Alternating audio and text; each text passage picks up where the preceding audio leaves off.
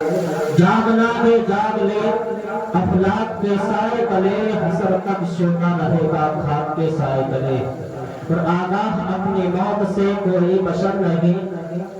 آگاہ اپنی موت سے کوئی بشر نہیں، سامان سو برس کا ہے قلبی خبر نہیں۔ حضرات گرامی، انسان کو اللہ رب العزت نے دنیا میں پیدا فرمایا تو ایک وقت مقررہ کے لیے پیدا فرمایا۔ جب دنیا کے اندر کوئی بچہ پیدا ہوتا ہے تو وہ کچھ لمحوں کے بعد زندگی پوری ہو جاتی ہے، دنیا سے رخصت ہوتا جاتا ہے۔ مگر کسی انسان کو رب قدیر 10 سال یا 12 سال یا 15 سال کی زندگی عطا فرماتا ہے، دنیا میں رہتا ہے، رخصت ہو جاتا ہے۔ تو اسی طریقے سے انسان کو اللہ رب العزت نے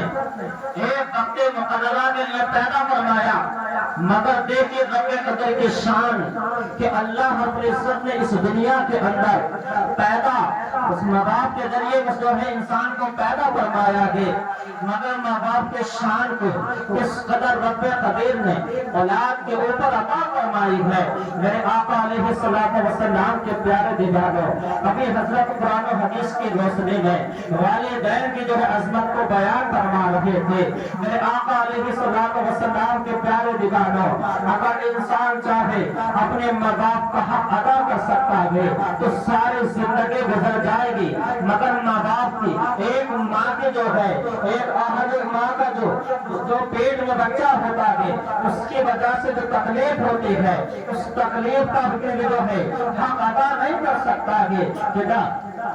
کتابوں میں ملتا ہے۔ میرے آقا علیہ الصلوۃ والسلام کے پیارے دیوانوں، ایک شخص حضرت عمر فاروق اعظم کی بارگاہ میں آیا اور آنے کے بعد عرض کرنے لگا، اے امیر المومنین، اے عمر فاروق اعظم، میں نے اپنی والدہ کو 60 مرتبہ اس طریقے سے حج کرایا ہے کہ گرمیوں کے گرم دن ہوا کرتے تھے، ریت گرم ہوا کرتے تھے، اس ریت پر چلنے کے بعد اپنے کاندھوں پر میں نے اپنی ماں کو بٹھایا اور ماں کو بٹھانے کے بعد عرب کی سرزمین پر لے کر میں نے 60 مرتبہ اپنی ماں کو حج کرایا ہے اپنے کاندھوں پر بیٹھا کر، اور میں نے اپنی ماں کی اس طریقے سے خدمت کی ہے کہ جب تو بڑھاپے کو پہنچ گئی تھی تو چلنے کے قابل نہ تھی، میں نے اس کو چلایا، وہ کھانے کے قابل نہ تھی، میں نے اس کو کھانا کھلایا ہے۔ اے عمر فاروق اعظم، تو میں اپنی ماں کی خدمت سے، میں اپنے ماں کے حق سے ادا ہو گیا ہوں۔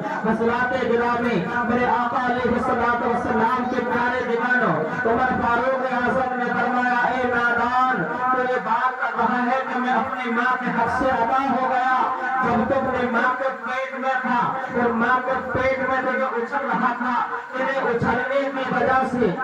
جتنی ماں کو تکلیف پہنچی تھی اس ماں کو ایک تکلیف کا بھی نہ بتانا۔ یہ شان ماں باپ کی ہے، اور قرآن کریم ارشاد فرماتا ہے، وَقَضَىٰ رَبُّكَ أَلَّا تَعْبُدُوا إِلَّا إِيَّاهُ وَبِالْوَالِدَيْنِ إِحْسَانًا۔ حضرات گرامی، قرآن کریم ارشاد فرماتا ہے کہ تمہارے رب کا حکم ہے کہ تم اللہ کے سوا کسی اور کی عبادت نہ کرنا، اللہ کے سوا کسی اور کی عبادت نہ کرنا، اپنے رب کو معبود ماننا، اپنے رب کی بارگاہ میں سجدے ادا کرنا، اپنے رب کی بارگاہ میں نمازوں کو ادا کرنا، اپنے رب کو اکیلا ایک مانتے ہوئے حج ادا کرنا، اپنے رب کو ایک مانتے ہوئے زکات دینا، اپنے رب کو ایک مانتے ہوئے ماہ رمضان کا روزے رکھنا۔ حضرات گرامی، مگر دیکھیے رب نے اپنی بات کو 2-4 جملوں میں ختم کر دیا، جب ماں باپ کی شان کو